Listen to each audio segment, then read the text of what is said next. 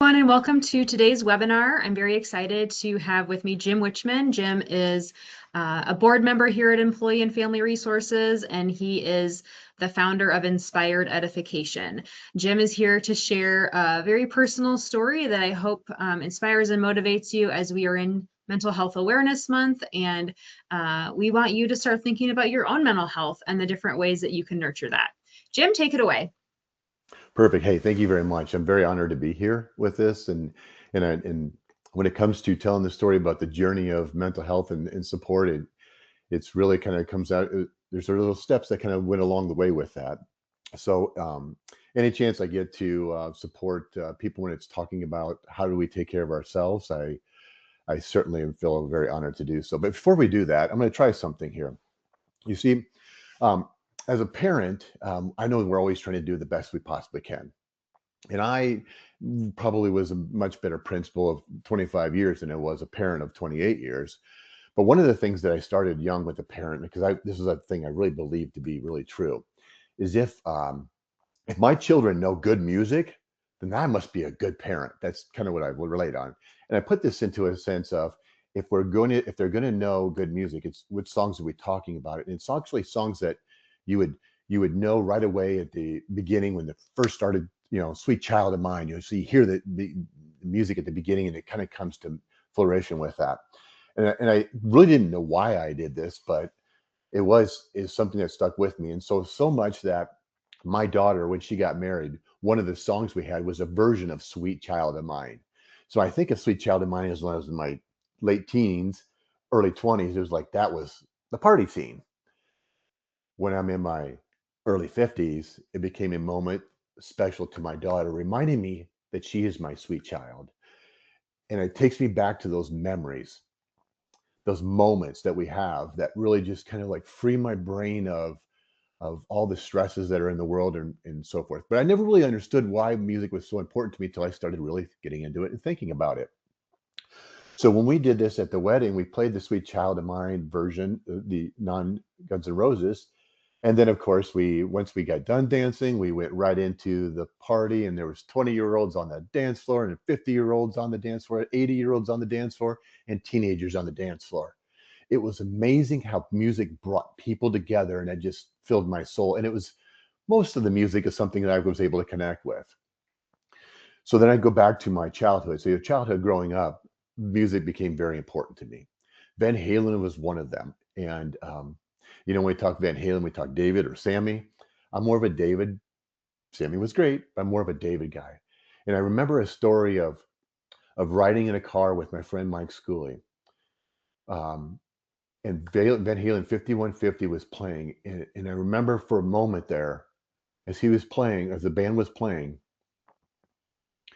I wasn't thinking about the environment I was living in, which was a single parent, four kids in a house that I don't know is healthy.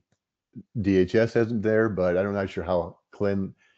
We had cockroaches, we had a cat. I mean, it wasn't probably my ideal living condition, and it caused me a lot of stress. I wasn't thinking about my parents being divorced. I wasn't thinking about some of the memories I had with my father before and after he really started drinking heavily. It was something that kind of gave me a moment away. And then started thinking about this other band called Chicago.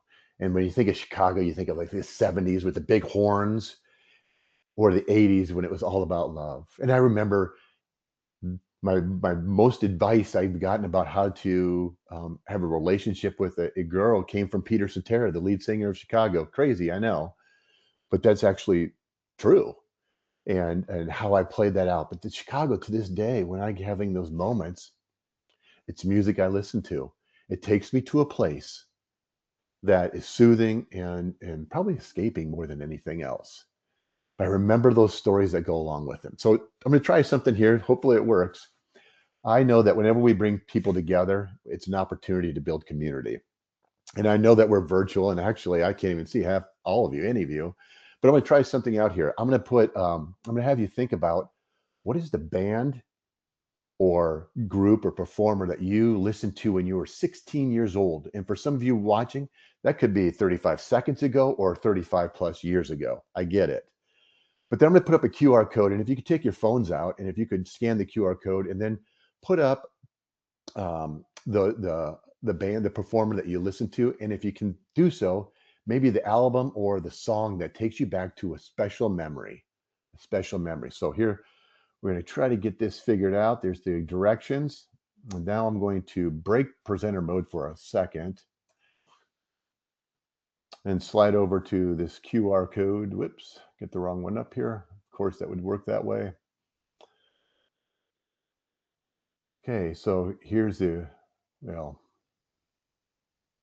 exactly what I thought was not going to happen. Okay, there's the QR code. If you could take a moment, grab your phones, QR code, and then put in that performer that you listen to, or maybe the song that you listened to when you were 16 years old.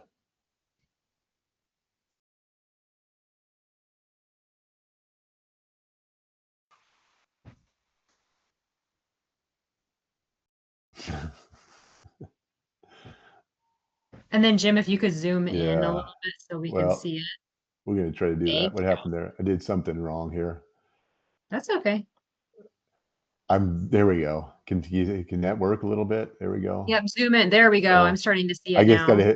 I gotta hang on to it. There, Prince, Smashing Pumpkins, Doobie Brothers, Journey, Don't Stop Believing, NSYNC, Backstreet Boys, Billy Joel, TLC, The Outfield. Oh my God, Your Love.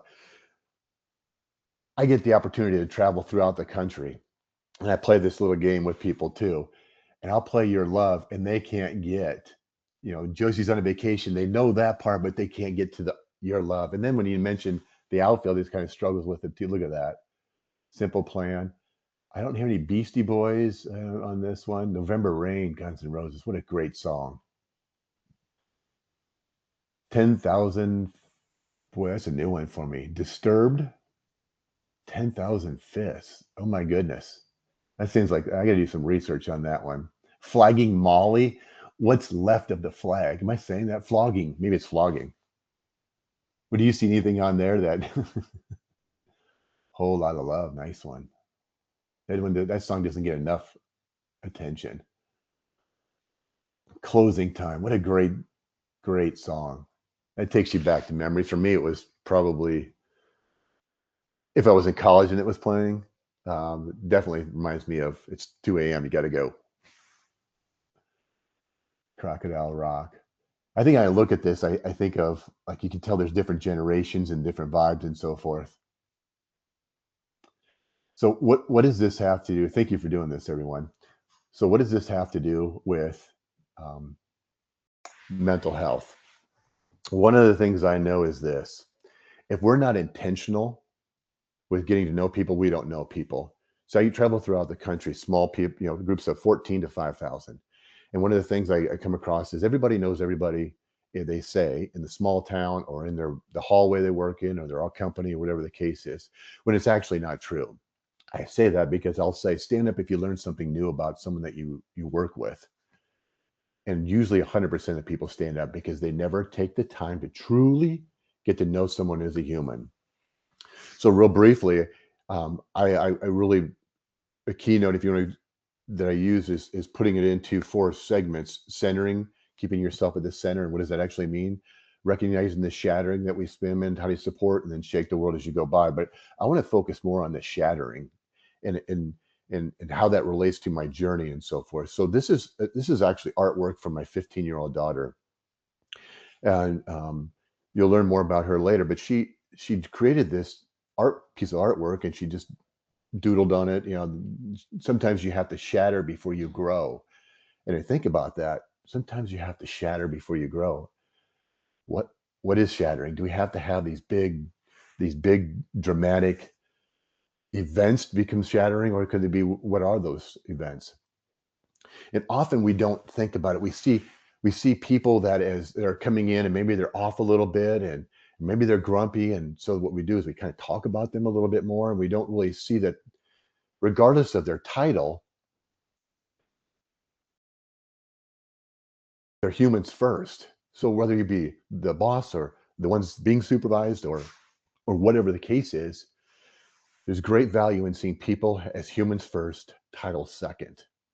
When you put it all together and we see people in crisis, we don't typically talk about people that are in crisis. I mean, we usually do talk about them, but we don't talk with them. So, but if we were seeing people as humans first, then we would stop talking about the people that are struggling and start talking with them. And I hope that people kind of come together and realize that that is something that is in every organization. And if we want to maximize the business, if you will, we got to take care of our people. And taking care of our people isn't always giving them free chips on Friday or ice cream on Tuesday.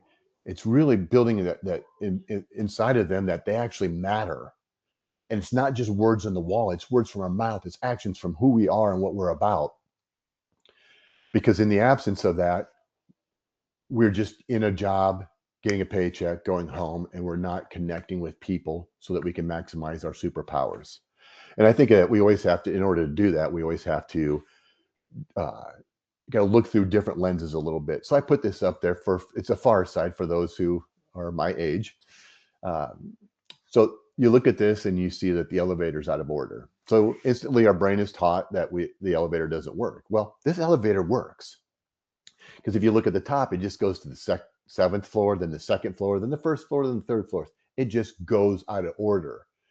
And so sometimes when we see that sign, it's out of order, we go right through, the elevator doesn't work, I'm moving on. But if we look at situations and then think, okay, let's look a little deeper, maybe a little closer, be more intentional, like what song did you listen to when you were 16 years old? And truly get to know the people around you. So we're not complaining about the boss, the client, that person, the, whatever it is. We're thinking about seeing them as a human first. And so how do we support? Well, my job isn't to support. We actually, if we want to work and we want to maximize our time here to do whatever it is, whether it be on earth and family or at work, we have to be intentional with the work that we're doing. So I mentioned, I was talking about a little bit about Allie, who said we have to shatter before we grow. So Allie is right there in the, she's the second one. So that's my wife, my daughter Allie, my son Rhett, my daughter Emma Kate, and then obviously my two favorite children, Stevie and Scarlett. You can tell who's there because they're always happy to see me. I love it. So I don't know if they have the title of therapy dog, but they sure should have that. So after having my eldest, we were told we weren't going to have any more children. And in that journey of not having more children, I'm fine. Everything's good. I'm just fine. I'm just fine. My wife, same thing, just fine. But there's a big grieving process in there. And they're like, why isn't this working the way it is? So then maybe we were led to go down a different path where we became foster parents and then adopted Allie. So when you think about this, we're thinking, okay, look at this. We're going to make sure that this goes as smooth for Allie as possible. We can do this. We didn't always look at the elevator, if you will, seeing how that there's a different lens here. That Allie was adopted into a family and she's and then she's biracial, and there's a lot of white community that we live in.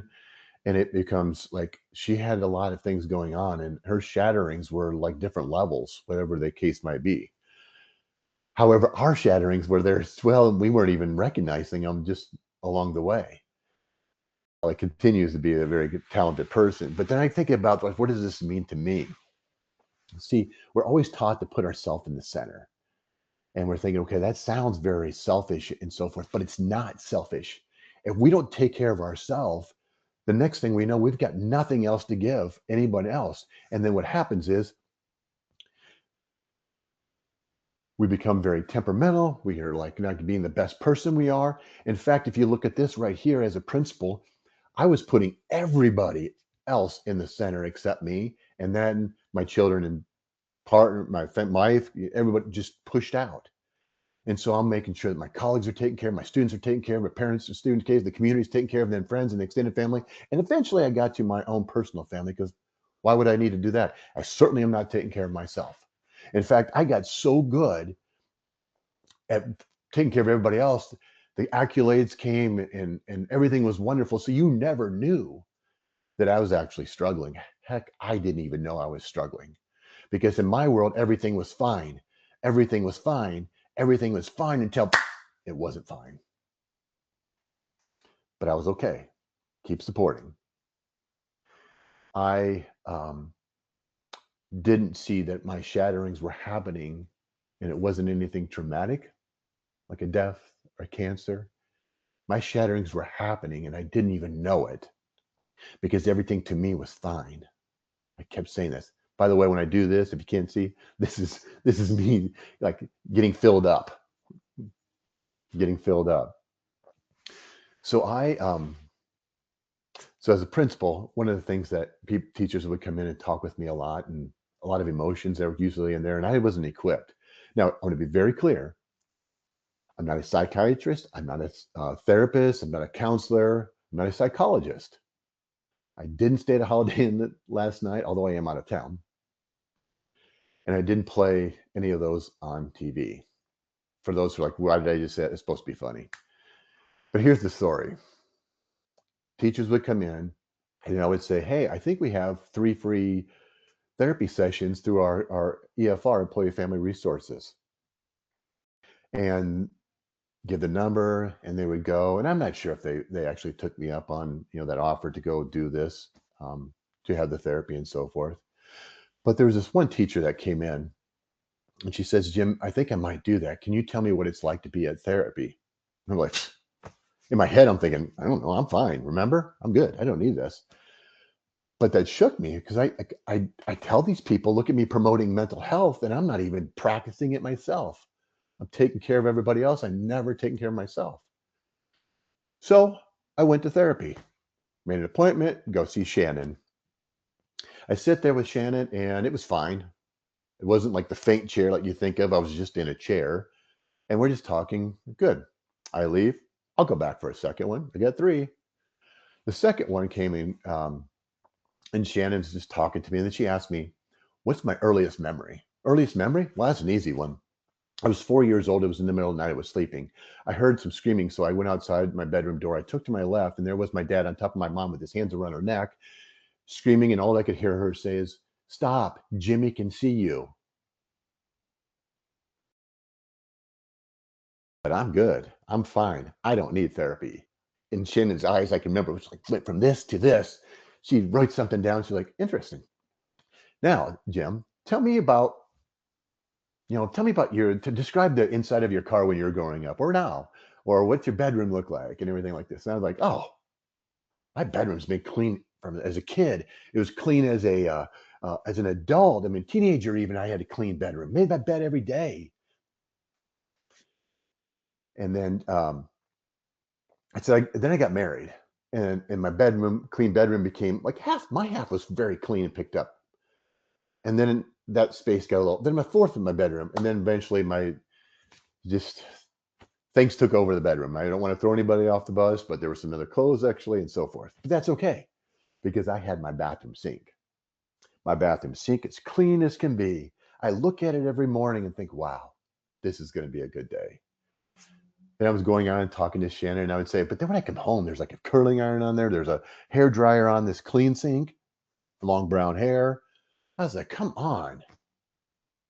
And she looked at me and she goes, okay, we're going to talk about that next session. I thought, sweet, this is going to be great. I go home, tell my wife, hey, guess what we're going to talk about next week? And joking with it. And she's like, oh boy. I go back the next week or next session. But this time, I'm bringing my notebook because I'm going to write everything down because I know that Shannon's going to give me something to make Amy burn and feel terrible while putting that curling iron on my sink. So we get there and she says, okay, the next time you see the curling iron on your sink, and I write it down, the next time you see curling iron on your sink, okay, what? She goes, you look at it and say this. Look at it and say this. No matter what, under any circumstance, I'm safe. No matter what, under any circumstance, I'm safe. Got it. Then what? Then you pick it up, Jim, and put the stuff on her sink. Pick it up, put it on her sink. Good. Where do I put it on her sink? Jim, it doesn't matter. Just put it on her sink. It doesn't matter. Just put it on her sink. Okay, good. Then what? And then she said something that changed my life. She said, that's up to you, Jim. You can walk away and move on with your life, or you can swim in that anger and create something that really isn't there. You get to decide. You get to decide how you respond from there. Amy doesn't get to decide. You get to decide. So I wasn't sure how to respond after that. But I remember going home and I'm telling Amy the same story I just shared with all you. And she looks at me and she wanted me some kind of response. And I looked at her and I go, I guess this therapy thing is what's all about me. It isn't about anybody else but me. How I respond, how I show up, it's all about me. So when I think of this, this is exactly what I think of therapy is right here. This one image between a stimulus and a response, there's a space. And in that space is our power to choose our response. In a response lies our growth and our freedom. And that word freedom stuck to me. You see, my space, when I'm not putting myself in the center, that space is too close together, and then I cannot have freedom. I have to constantly recognize the shatterings that put me in a space like this so that I take care of myself, so that when I leave work, I don't go and have to go run to decompress from work. I, I recognize how I do create the space. And so, therefore, at work, I'm leaving with energy to go home to my children instead of going home and I'm like, final straw, knock it off, boom. Because you remember all this, I'm fine, I'm fine. That's all it was building up to an explosion that I always had to apologize after for and feel terrible. You think about the car that pulls you over, pulls in front of you in the middle of the road, like I did. I would put my truck right up behind it and say, get out of my way. I'm here first. Did you not see me? Until Allie says to me, Dad, don't do that. Because when people do that to me, I don't know what to do. Allie hates driving, but she has to. So every time that happens to me, I start to close that thing. And then I remember Allie and I start widening the stimulus and the response. I get to choose. My job now is to make sure that there's space between there. And when I talk about therapy, that's really what it is. In fact, I remember telling Shannon, I said, this is a couple months into it, maybe a year. I would say, here's what I want from therapy. Instead of having an urge to put chewing tobacco in my mouth or taking a drink of alcohol, I want you to give me something so that I don't have those urges. And so we talked about some strategies. What are those? Here are some that I actually am working on today. Even today, I should say. So I started with the breathing, and you see the one on my left. You see the breathing on there, and the breathing was really kind of simple. You don't take 10 breaths, but it's not taking 10 breaths. It's taking 10 breaths where you are focused solidly on those 10 breaths without breaking concentration. My God, for the first year, I couldn't get past 2 before I broke concentration. 6 years later, I'm up to 8. Now, here's what I'm also happy to say is if I can get back on and start back with 9 and 10, staying focused, and I can say I'm able to do that. The drop the rope was the one that really resonated. It's one I just learned here. When a crisis is starting to happen and you see this, and it may be a conversation with your good buddy, your sibling, your spouse, and you're like, this is really stupid. Just drop the rope. They might hang on to the rope, but you drop it. You get to control. Remember, stimulus and response? Keep it wide.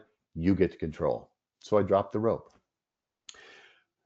The one that really gets me is that I struggled with a lot, and I love it now, is every time you go for a walk or a drive, look for 5 things that you've never seen before. And if you think of just 5, it's pretty simple, but it's not. That distracts me from wanting to touch my phone when I'm driving. It distracts me from the negative thoughts, the path. I'm attentive when I'm driving, but I'm still, what am I missing in the world that I never knew was there because I wasn't taking care of myself? And the one that I rely on the most, it's very natural to me now. And I would say to more than anything else, it actually is my new tobacco, my drinking, because I haven't done either of those two in over 4 years, is the sigh. I, I feel it physically, inhaling the good, pushing out. the negative, which is to me, it's like a sign of bringing and pushing out the stimulus and response distance there to get me safe. In fact, to the point of one time I did it, and person I was with said, "What? I know it's me. What did I do?" I'm like, "No, man, it's all about me. The sigh keeps my brain rational, and that's what I'm looking for." Whoops, sorry about that. The sigh keeps my brain rational, and that's really what I'm looking for along the way within that. There's a book, QBQ, by John Miller, Question Behind the Question, which helps you like think a little deeper. And in that book, he takes a little twist in the serenity prayer of God grant me the serenity to accept the things that cannot change, courage to change things that can, and wisdom to know the difference. Two, God grant me the serenity to accept the people I cannot change, or courage to change the one I can, and wisdom to know it's me. I mean, it's me. I got to choose whether I started therapy or not. I get to say how much am I going to be in there. I get to see how freeing therapy has provided me. I get to see how well my mental health is and what I can do to operate and support people throughout my journey along the way. I get to decide that. And and and when I think about all that, the value that it's brought to me as a human is unmeasurable. So again, when we bring people together, it's about building community. Here's something else I'm going to give it a try. So if we were at a table, I forgot to change this. I'm sorry, but I want you to introduce yourself. We're going to do the same thing, but think about right now. I'm going to break out of this. Think about a nickname that you had in elementary school, or high school, or college, and let's let's go ahead and do this QR code, and I want you to put up there. For example, I could put Wichman, Witchy. I could put Eisen, or oh my gosh, Einstein, or I could put Ditchman. All of them have good stories, but just if you have a nickname that you had in one of those years, just drop your nickname up here.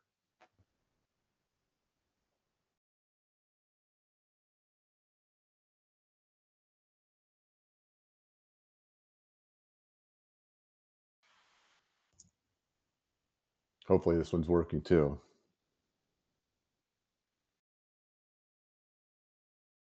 When I scanned the QR code, Jim, it is still It took you to a asking different on one. mine. It asks Okay. about the song, but maybe Well, we'll move on. We'll just keep that there. sorry. Yeah, I do this one when I'm working with people because it kind of like it creates an opportunity for a story, and that story is one that maybe we didn't know much about along the way, and it gives it just another way of being intentional with that. Thank you. So I'm going to back up a little bit. You got to kind of know my journey to that. So thinking about there's what's the question behind the question and thinking this through. So here's my father's family. In fact, that's my father on the right.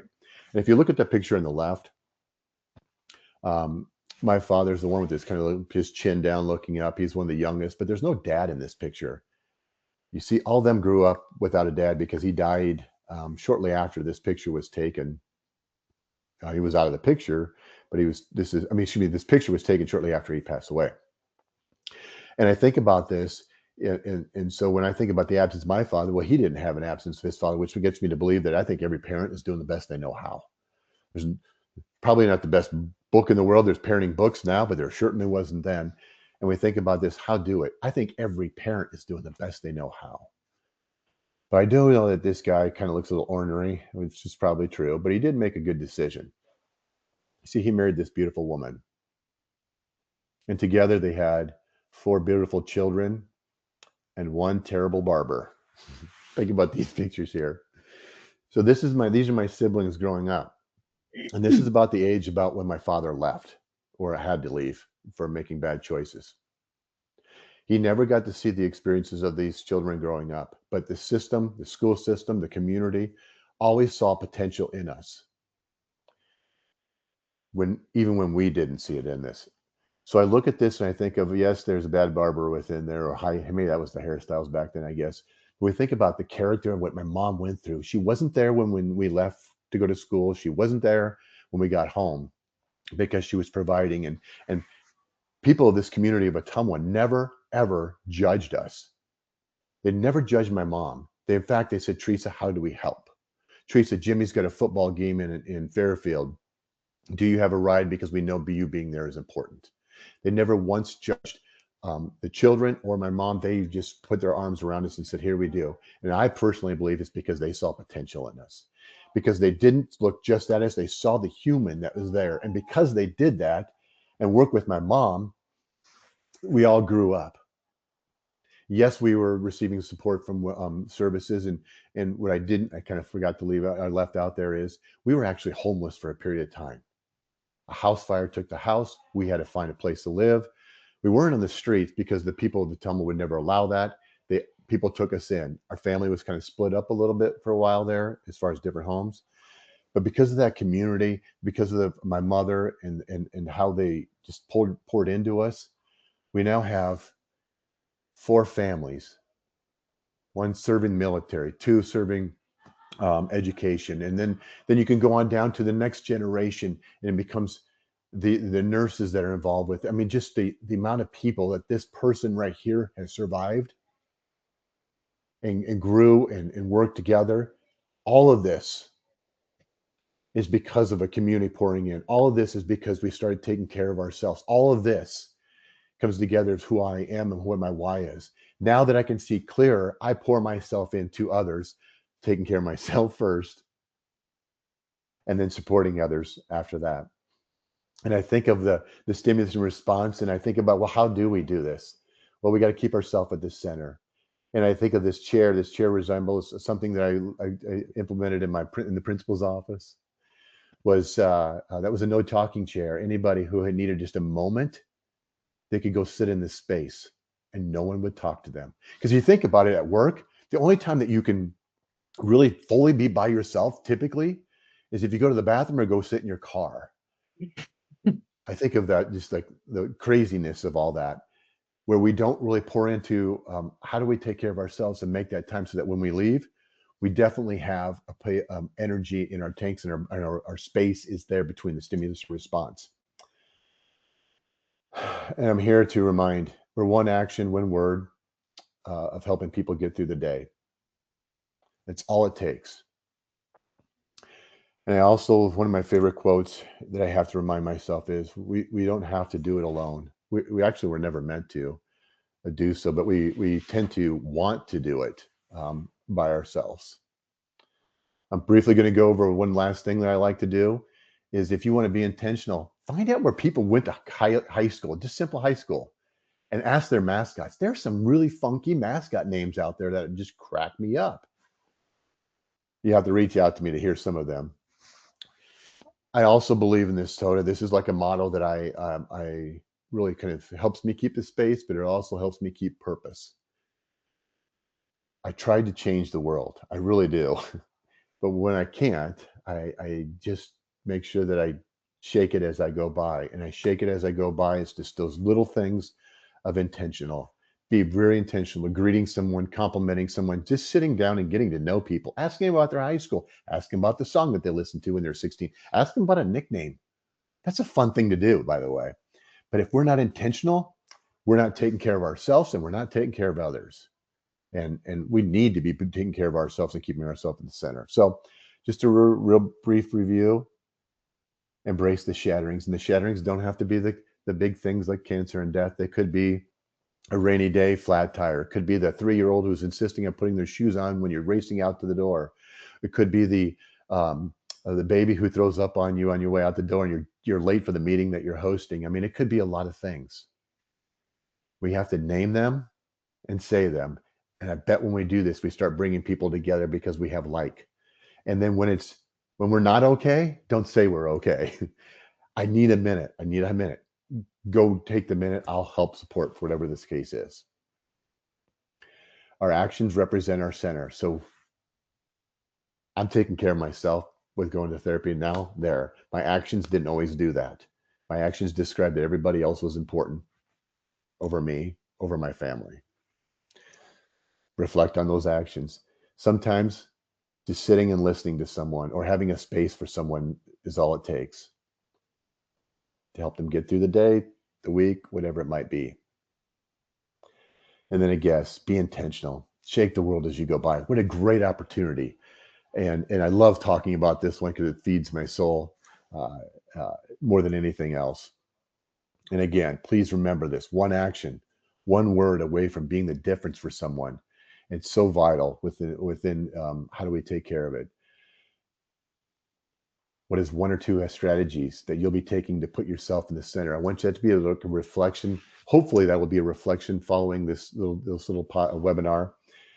And if you need ideas on how to do so, please reach out. It's so important to me that if you reach out, so that this isn't just a speaker boy comes in and leaves. You'll see that my actions do speak to what's important and how I'm trying to shake the world as I go by. I end every podcast or every keynote, every podcast, now every webinar. So this is my first one, with something that I truly do mean more than anything else, that no matter what, under any circumstance, you're never alone, and you definitely matter. Please, please remember that. Your assignment for this, since I'm an educator, would be to go home, grab a mirror, look yourself in the mirror, out loud say, you matter. And I'm going to start putting myself in the center. Make that commitment to yourself, your family. Oh my God, your family would greatly appreciate it, as my 3 children will tell you. Again, I'm very thankful for being here. I appreciate it. Here's some contact information if you ever want to reach out. Feeling like you're alone, I want to make sure you're clear. I'm not a psychologist, all those things. I'm not. Employee Family Resources is a great place. If you haven't taken advantage of the 3 freebies, definitely get in there, because so that you too can have your own Shannon. Johanna, thank you so much for allowing me to be here. Appreciate it. If there's anything that anybody else wants, call, text, email, reach out for Johanna, to get a hold of me. I'm greatly willing to do so. So thank you very much. Thank you so much, Jim. And for those of you who are on, don't forget about your EAP benefits. That's how Jim found Shannon. Yes. And it's been several years, but Shannon's no longer at EFR, but we do have a great team of counselors, both phone counselors. So when you make that first phone call, you'll be speaking with a phone counselor, and then we'll get you set up with a counselor. And depending on the benefit, you may get 3 or up to 6 sessions of counseling for you and your household family members. So, it could be that you and your partner or spouse, or maybe your kids, want to take advantage of these resources, but lots of great things that you can do to take care of your mental health, and using your EAP benefit is just one hopefully easy step. I think the first step is always the hardest, making the decision to make the phone call and go through with it. But once you get through that step, the rest should be a breeze. So as Jim said, he is available to chat, but also we are available at 800-327-4692. If there are questions, I haven't seen any come through, you can drop, there's a little question mark icon, and you can put a question in the chat, and I can moderate a short Q&A. Also, just fun fact, Jim has been on the EFR podcast, so it's been a couple of years now, or maybe longer, maybe like 3 years, Jim. But if you go to efr.org, we have all sorts of great content on our website, both information about your EAP benefits, as well as a resources menu with a podcast, with webinars, and with blogs. So this webinar was recorded, and we'll get it on our website later today.